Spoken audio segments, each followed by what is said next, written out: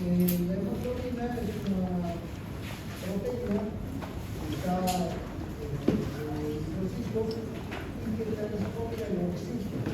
Entonces, esta es una función clave para el transporte de la sangre, o perdón, del oxígeno desde el alveolo del pulmón hasta los tejidos que lo hacen a ser utilizado. Va a ser utilizado. Además, el eritrocito se ocupa del transporte de dióxido de carbono. ¿Sí? El dióxido de carbono es el otro gas que está presente en el organismo y que se forma como resultado del metabolismo oxidativo. Cuando el oxígeno reacciona con los nutrientes forma agua y dióxido de carbono.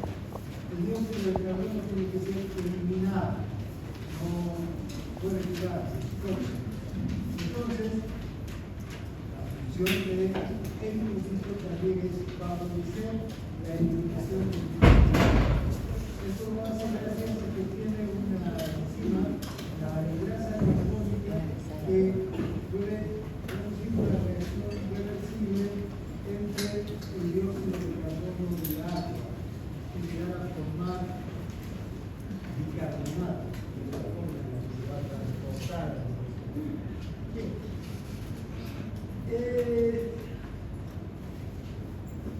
Además, el eritrocito, al convertir el dióxido de carbono en bicarbonato, va a cumplir una función amortiguadora para el equilibrio ácido-básico, que es importante. Si hay mucho dióxido de carbono, puede producirse una acidosis metabólica que pone en riesgo la vida de la persona. Si por el otro lado hay un exceso de bicarbonato, puede producirse una alcalosis que también es peligrosa para la vida de la persona. Entonces, el eritrocito ayuda en esta función de transportar el oxígeno como bicarbonato, o el dióxido de carbono como bicarbonato, a mantener el pH óptimo del organismo. Bien, ¿cómo es el eritrocito? Es un disco bicóncavo, lo podemos ver, mide 7,4, 7 micrómetros, ¿no?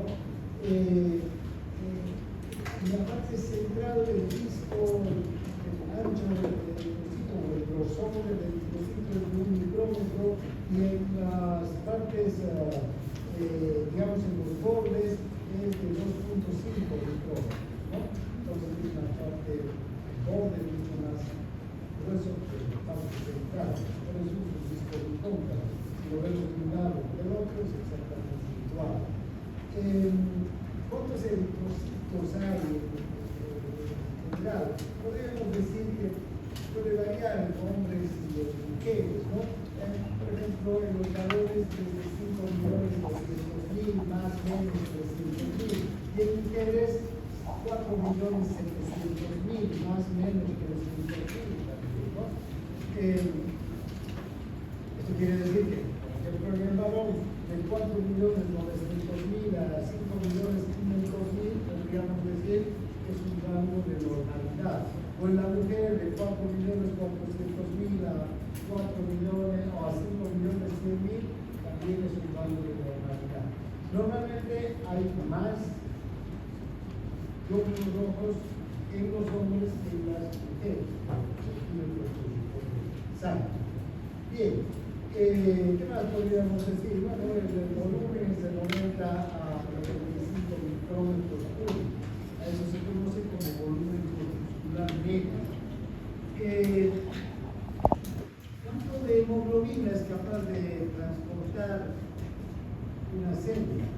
Si nosotros separamos las células, solamente tenemos eritrocitos por una cantidad de 100 mililitros de solo eritrocitos, entonces vamos a tener gramos por hemoglobina. Pero si vemos el plasma, por la sangre, más el plasma, los glóbulos rojos más el plasma, ¿sí? Entonces esta cantidad va a variar. En la sangre de los varones, en 100 mililitros de sangre, glóbulos rojos más plasma, va a haber aproximadamente 15 gramos de hemoglobina. En la mujer, en los 100 mililitros de sangre, unos 14 gramos de hemoglobina. Entonces, pueden ver, la mujer, por cada 100 mililitros de sangre, tiene un gramo menos que el hombre, ¿no? Cada 100. Ahora una cosa, cada gramo de hemoglobina es capaz de transportar 1.34 mililitros de oxígeno. Entonces, si tengo en 100 mililitros de sangre de varón hay 15 gramos de hemoglobina, 15 por 1.34, voy a tener un valor de 20 mililitros de oxígeno que se transporta por cada 100 mililitros de sangre. El varón. En la mujer, la diferencia es un poquito menor, porque también hay menos hemoglobina. 14 por 1.34, vamos a tener alrededor de 19 mililitros de oxígeno o 19 volúmenes de oxígeno por cada 100 ml. Bien, ¿cómo se producen los eritrocitos? Los eritrocitos se van a producir en diferentes lugares de acuerdo a la vida de la persona. Cuando estamos en las primeras etapas de la vida intraembrionaria, cuando todavía embrionaria, cuando somos embrión y no somos feto, existe el sapoliterino. Ya este sapoliterino es capaz de producir el eritrocito. Luego, en la etapa fetal, van a producir hígado, que ya está formado en el feto, el vaso y los ganglios linfáticos. ¿Sí? Esos tres órganos. Y en la etapa ya extrauterina, desde el nacimiento, ¿no? E incluso a partir del último mes ya de la gestación, ya tiene 8 meses de gestación, exclusivamente se van a formar en las médulas óseas. ¿Sí? Ahora, vean, esto también va a variar respecto a las características de la médula ósea. La médula ósea está en todos los huesos, así que cuando nacemos y hasta los 5 primeros años, la médula ósea de todos los huesos forman eritrocitos. Pero luego, desde los 5 hasta los 20 años, la médula ósea de todos los huesos, excepto las porciones proximales de los huesos largos. Los huesos largos sí han formado, pero en la parte media del hueso. Las porciones proximales ya no. Y a partir de los 20 años, ya ningún hueso largo va a formar el eritrocito. Solamente los huesos planos, los huesos membranosos, ¿sí? Como las costillas, el esternón, los iliacos, incluso las vértebras, son capaces de formar el eritrocito. Pero el húmero, el radio, el fémur, tibia, peroné, ya no van a formar el eritrocito, ¿no? Son las vértebras. Y eso son las porciones medias. Ahora, ¿cuál es la génesis del eritrocito?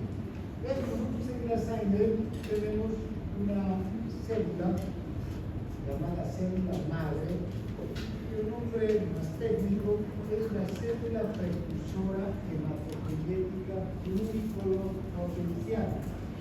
La célula, la célula que se subdivide para formar células hijas, se llama precursora porque a partir de esta única célula se forman los glóbulos blancos, los glóbulos rojos y las plaquetas.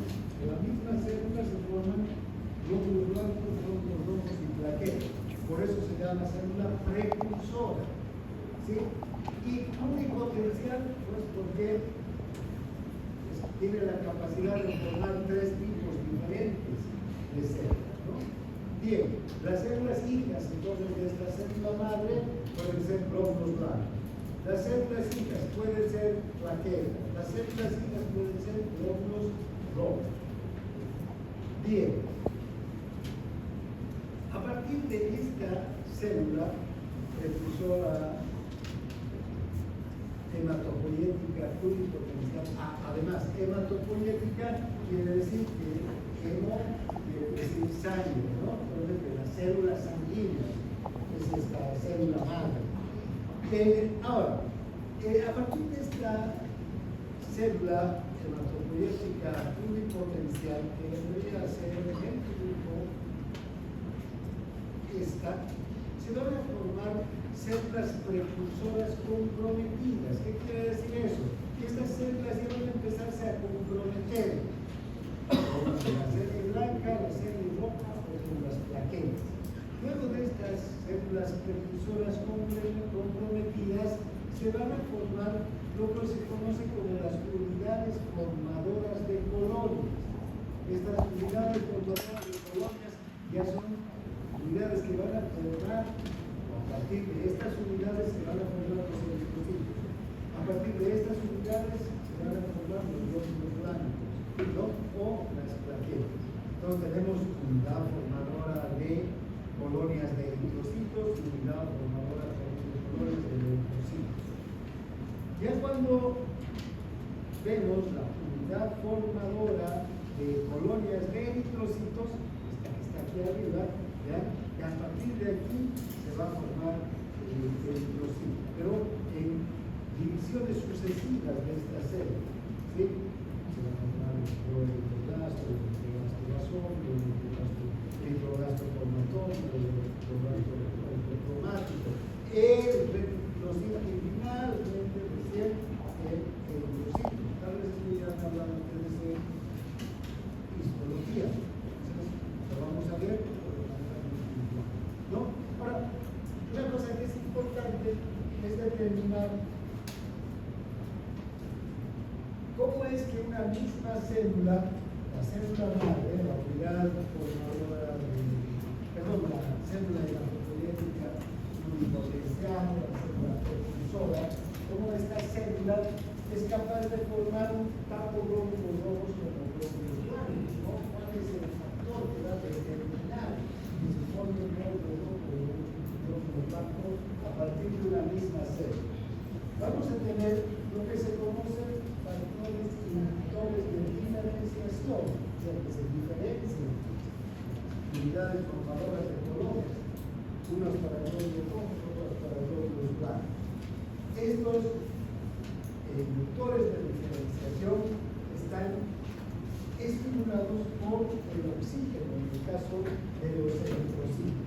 Cuando baja, disminuye la concentración de oxígeno en los tejidos, y un tejido que puede recibir esta distribución del oxígeno es el riñón.